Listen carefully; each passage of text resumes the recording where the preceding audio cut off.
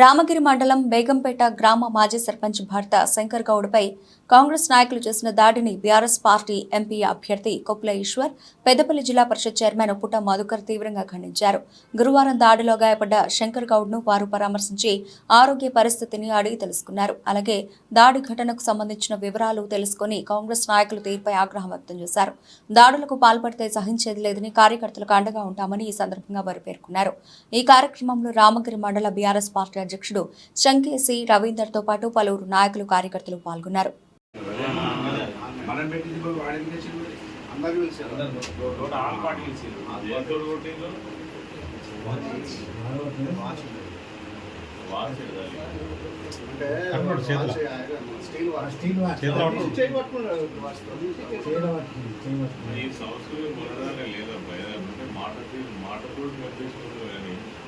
మనుషుల మీద భౌతిక దాడులు చేయడం అనేది చాలా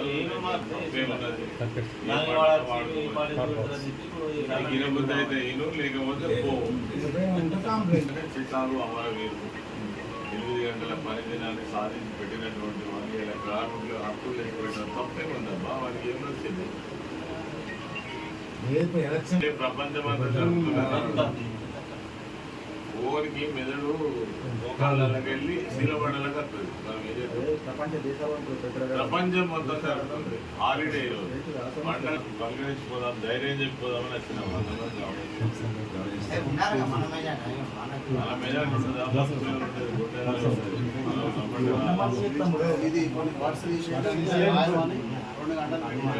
అటువంటిప్పుడు కొంచెం లేవాలి. చెప్తే ఏంటంటే ఎట్లున్నది గట్టే ఇస్తాము, నువ్వు రాయమన్నట్టు రాయము. పెట్టకపోతే అయితే అది పెట్టు, పెట్టకపోతే పెట్టకు, ప్రైవేట్ కేసు వేసుకుంటాం. ఏమంటాం? మీరే పరిశాన్ కావద్దు. అన్నకు నాకు మాట్లాడి